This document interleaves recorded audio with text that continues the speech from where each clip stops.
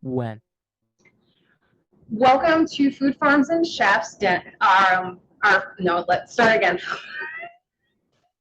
I don't know how I botched that. Go ahead. Welcome our Food Farms and Chefs family. Let me introduce you to Chef Dennis Littley, who is well versed in the culinary world, and he is bringing you restaurant quality ingredients, restaurant recipes, and bringing them into your own home and simplifying them. Dennis, welcome to the show. Well, thank you so much for having me on today. I appreciate that. I'm happy to be here, Aunt Amaris. Empress. But yes, thank you for joining us. And I mean, you're here with another one of our co-hosts, Chef Gene Bloom. So he is going to be able to jump in every so often. But I want to say that you are a very busy individual. You have a blog, you have like a website, you have a YouTube channel, you work with different restaurants, and even I believe you were working with Viking cruising as well. Yeah. So you're very busy all the time. But I'm going to throw it back to actually, when did you get started, and where did you study? Well, I started blogging because I began a culinary class at the school I was working. I only ever worked at one school my entire life. And while I was there, when special events would arise, I had to hire temps, and they were like the dregs of the earth. And I'm like, oh my God, this is horrible. So I would try and figure out ways to get around that. And one day I'm sitting there, and one of the young ladies at the school was all high school girls, went to this one school, and she asked if she could help. And I gave her an apron, and we were talking. I was showing her what to prep and things. And then I just hit me, says, oh, I'm missing a whole target right here. I've got people in this school that I could teach, be a win-win, something good for the school, something good for me. I'd have a trained staff, and they'd have a really cool club that these girls could join, a culinary class. So I started it, and as a result of that, blogging was in its infancy back then. It was 2009. I'd heard about it, I'd seen it, I had no idea what it was all about. But I went to our IT person, and they helped me set up a blog, and it was for all my girls to go to, but none of them wanted to. They just wanted to come see me in the office. But then I'd have other students going to it and teachers going to it. And then I found a company called Food Buzz later on in the early stages of 2010, and they were out of San Francisco. And it was a worldwide organization with food bloggers from all over the world.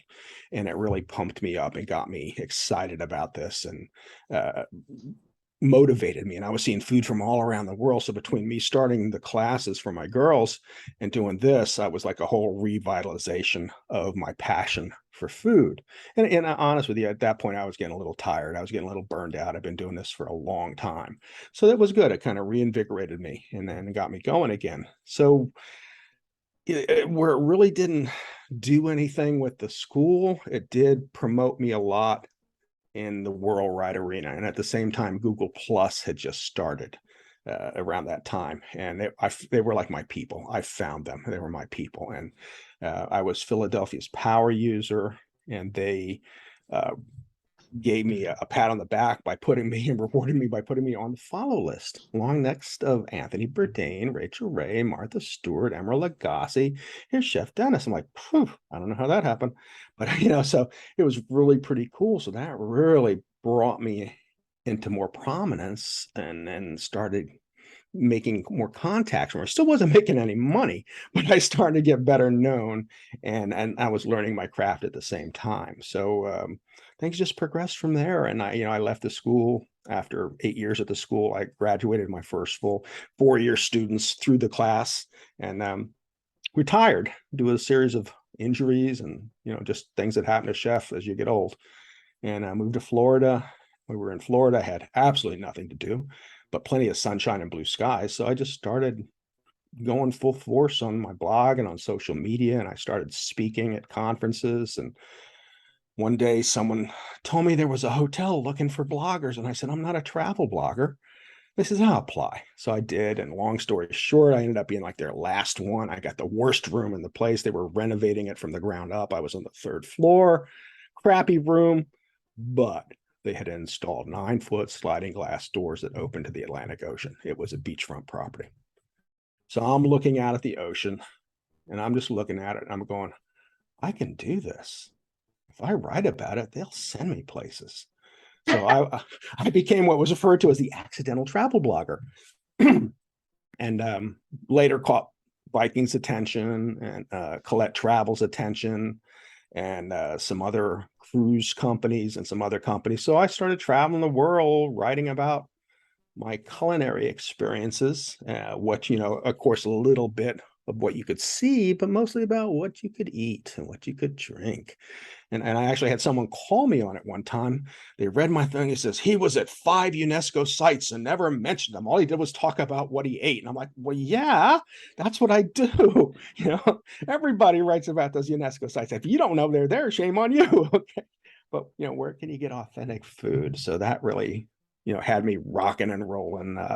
2019, I was going strong like a big dog. And then the pandemic hit and everything went to a screeching halt. And when that hit, it did one really good thing for me, though, because at that time I was too much of a travel blogger. I was worrying too much about social media, and I forgot something very important. I like to cook. Because when the pandemic hit and we couldn't go out, I started ordering food online. I was getting salmon from Alaska. I was getting meats from small farms. And I just like, wow, I really like to cook. What happened? When did I forget this? So that kind of that was my second reinvigoration of my career and of me, and good timing, because with everybody home, guess where they were going? Food blogs. So my business really just went through the roof, and it's just been progressing since then. And life is good. What can I say? It's good to be me some days. Now, Well, it's wonderful to hear another teacher. I spent 15 years in a classroom teaching high school students. So that passion and it does wear on you. I hear that. And, what you did is so wonderful for everybody. But one of the things that I love about your site, you take the mystery, or, people think that cooking is some complex, 20,000-year-old language that is a secret among people, and you make it accessible to anybody. You break down recipes and techniques, and what you put up is really for everybody who has any ability to boil water. And it's really wonderful to see somebody do that, to show that cooking can be fun for everybody. For those of us that are extremely passionate, but those of us, or those out there who, don't necessarily have passion, but want to learn a little bit more, want to do a better dinner for their family. Yeah. You know, And that's the whole thing that I try to get across to people was, so many people will find a recipe on the internet, and because someone like me or someone even bigger than me, Emeril Lagasse, or not to pick on Emeril, I love Emeril, but anybody like that will make their recipe and it's got something in it they don't like. They just don't. The flavors aren't their thing, but because they say they are in their recipes, they think it has to go in. So I've begun really telling people, this is your dinner. If it's got something in it you don't like, leave it out. Put something else in. Let's make a swap out. And I try to give ideas for swaps in my recipes, because if you spend time in the kitchen gathering the ingredients, cooking this dinner, and making it, and it comes out great, but you don't like it because you don't like how it tastes, guess what? You're not going to be real excited about going back into the kitchen the next time and cooking again.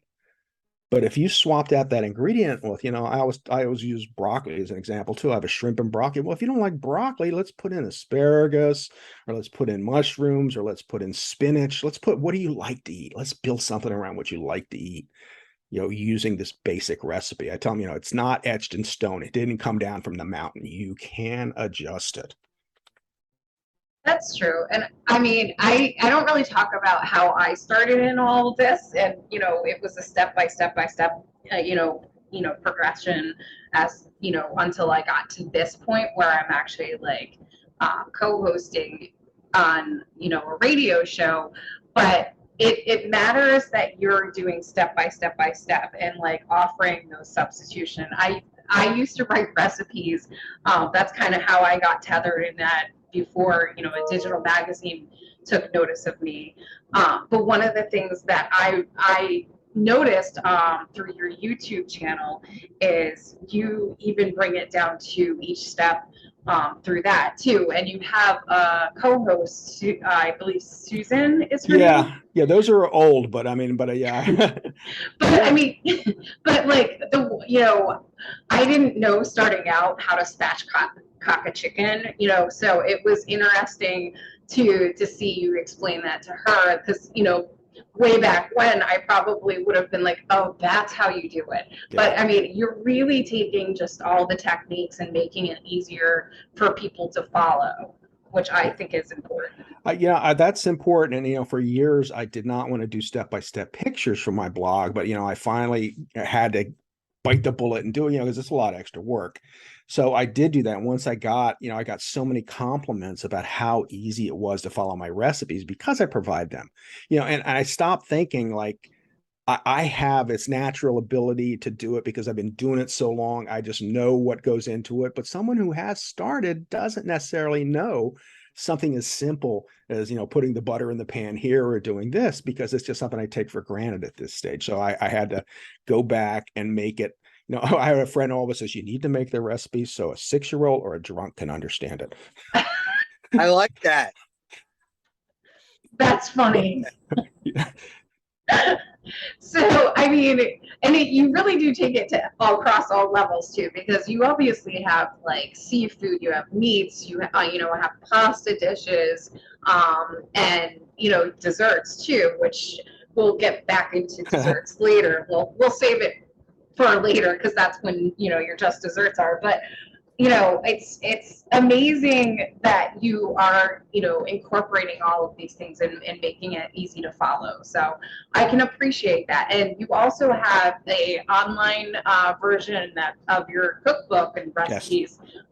That's free. Mm-hmm. I want to add, to follow along that way too. So why don't you talk a little bit about some of the things that you cover, you know, as far as recipes that are trending?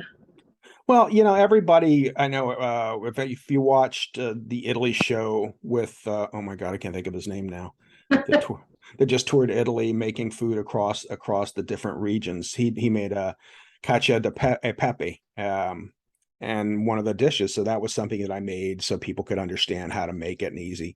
You know, I try, you know, things are trending, and I try not to do too many trending things, because people always say, how do you decide what you cook on your blog? And I go, well, I cook what I like to eat, and I cook what I think my friends like to eat. And pretty much that's it. Now, I have been trying to stretch the boundaries a little too much and stay in that creative mindset of a chef in a restaurant where you're making specials that people are going to go, ooh, and about. But, you know, honestly, number one, people aren't searching for that because they have no idea what you made.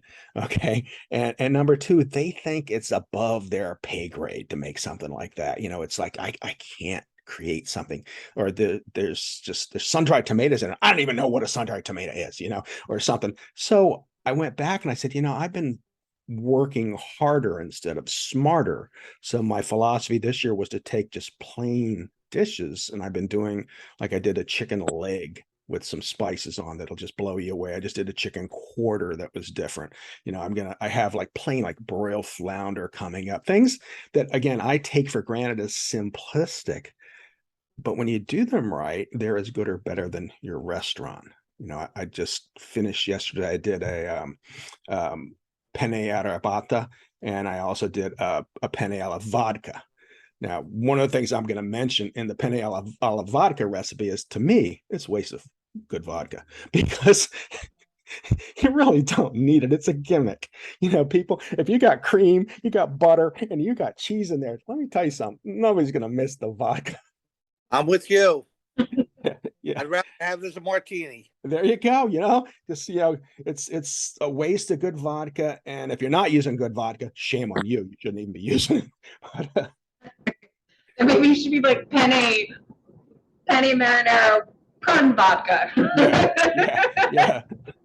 I know in Italy they'd always have Sans or what is it, Sans or something with gas or no gas. It's like no Sans vodka or no with vodka. But really, again, sometimes we come up with things, and it's would anybody have read penne blush with a blush sauce, or would they have been as happy with that? But when you go penne alla vodka, they go, oh my god.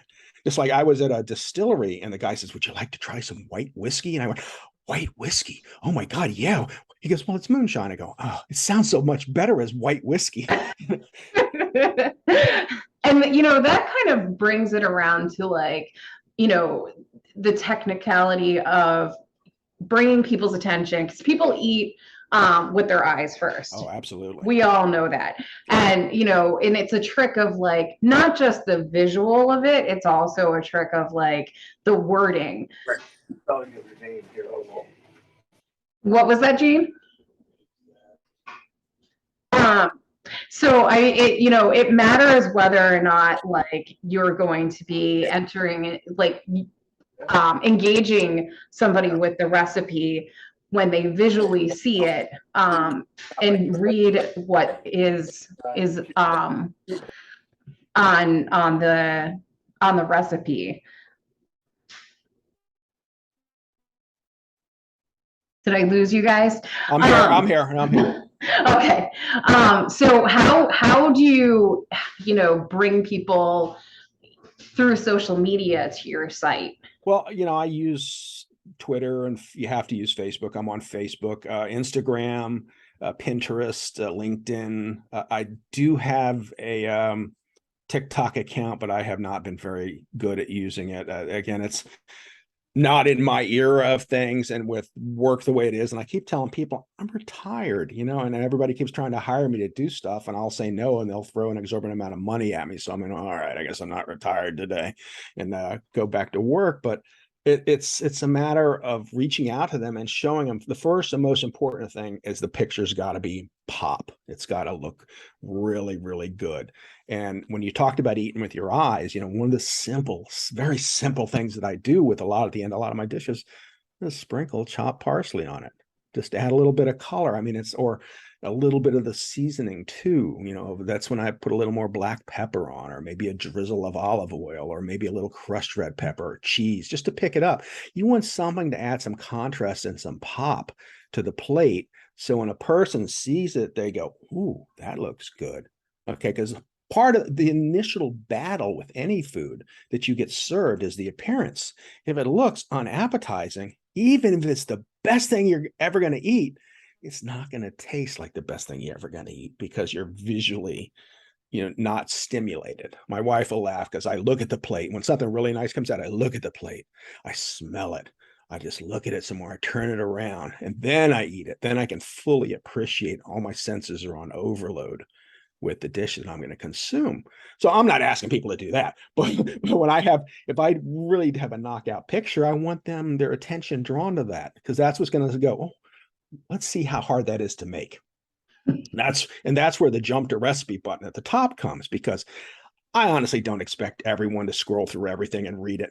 They're going to hit jump to recipe. They're going to go down there. They're going to say, oh, that's not difficult. I think I can make that. So they're going to go buy the ingredients. They're going to go home, and then they're going to scroll through and see my step-by-step pictures, my little tips, or maybe a short 2-sentence story. I learned not to tell stories anymore, because people want to know where the recipe is, not the story. They don't care about your Sicilian grandmother walking up the mountain to pick this special basil leaf. It's like, so. Well, I mean, I think some of that matters. So, because there are definitely like people that will, like, I'm one of the people that's, notoriously will skip, down to the recipe. But, there are definitely people out there that are like, what's the history behind this? Like Gene, he's a historian, a culinary historian. So he would be one that would probably read whatever the like write up, or what brought you to that point. Mm-hmm. So which brings me to another point. While you were learning to become a chef, do you have anybody who influenced you? Oh, And have you brought their influences into some of your recipes? oh, absolutely. One of the earliest influences in my life was a woman that I met on my travels across the United States when I was young. And it's someone who it turned out that my parents knew. And, if you believe in like a psychic connection, I woke up on a bench and she's standing there with a cup of coffee and it says, "You're late, sonny boy." I'm like, "Who are you?" And "I'll take the coffee. Thank you."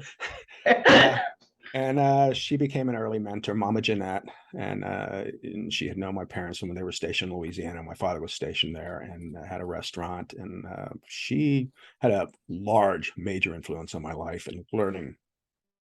She told me that I had to listen to food, and it would tell me what it needed.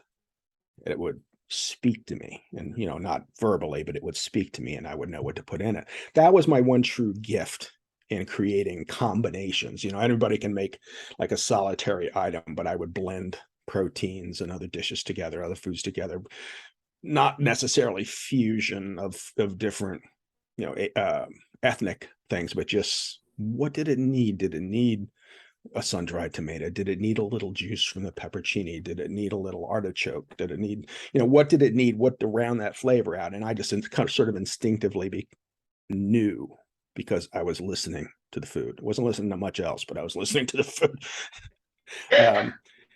So that, and I had an uncanny ability to fill a pot so that it always leveled out, or no matter what I poured it into, it was just right. That was my one true gift. But she was my first real influence. And then when I went to work in a restaurant, I learned from two chefs. My training was as an apprentice. I went to school. I have an associate's degree in food science, but my on the line my line skills and my meat cutting and ordering and all that came from actually working in a restaurant and being taught by these two chefs. One was a CIA graduate that was brilliant in every aspect of what he did, but did not like to cook. So that provided me an opportunity to step in to cook, and I got to cook a lot more than I should have early on because of that. And he saw that I could do it and trusted me, and that really progressed my career along. And that's important too, because leaning on learning, like hands-on experience, is a big thing, especially like you've probably seen it after having taught other people, and I'm sure Gene can pitch in and agree with this, that like actual experience, it kind of just gets it into your brain, your epicenter of like, this is how to do this. Yeah. And then the fact that you were able to listen to the food as you were cooking it, and is important too. I know myself, when I cook, I don't measure things, which Oh no. When you're creating recipes, obviously you have to measure Yeah. everything out so people can follow along, and that is tedious and takes a longer period of time to make the recipe as a result, but in the end it keeps the consistency the same. Sure. Absolutely. Which is important. Yeah. But I'm one also that I would go, and I said this on other episodes, but I used to go to a grocery store and freak out the grocery store clerks, because I would stand in the middle of the store and I would pick one thing, and then I would build a whole entire recipe in my brain around it. Yeah. So like a clerk would come by and just be like, are you okay, miss? So I don't know, if while you're actively creating these recipes, if you're in your head building the recipe in a similar fashion, but a lot of what I do, and I tell people when they shop for food, a lot of cooking like a chef isn't necessarily the ability that we have, is that the ingredients we get. Like we can source different ingredients that people normally can. So you have to kind of learn how to get around that and how to pick what you're going to cook with. I mean, I always tell people there's a lot of really good small farm meat companies out there. I use one called Crowd Cow. I don't get any money from them, but I mean, they're just one of the ones I use. They have all good selection of pork and beef and chicken from, humanely raised past, not pasture raised is not the key word I keep looking for, but they get to live like animals rather than be penned up. And I always think eating crazy food is not a good thing. So I want my chickens out pecking at dirt and worms and bugs and that kind of stuff. But getting that type of meat as opposed to just grocery store meat that has kind of lost something along the way. A lot of it has, or finding vegetables that are, I will start at produce, and that works out because I think almost all the grocery stores start you at produce these days, at least the ones I've gone to. And I look to see what is the freshest and what's local. Those are my first two buys. And so I'll buy the produce, and as crazy as it sounds, from then I'll plan my meals on what I have to work with there. And then, like I said, I always buy my meats, they're frozen. So I'll go home and see what seafoods I have and go from there. But I'll say, what can I make that with? Is that going to be a side dish, or am I going to incorporate that into the meal? And this, once people start learning to cook like that, cooking becomes really easy, because instead of just looking for things to buy to create, you're going into your refrigerator and making dinner out of what you have. Yeah. And I think that that's very important. Now, there's only a couple of minutes left, and you have a lot of things that you're, a part of that you, on a regular basis, put your hands into and create for your followers to follow along. So, how can our listeners follow you?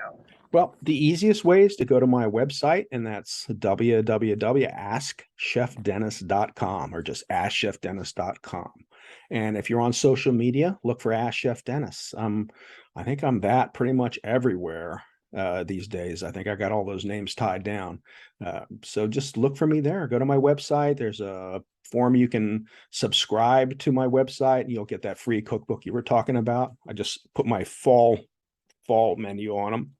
I change it every season, so we get a different new set of dishes out.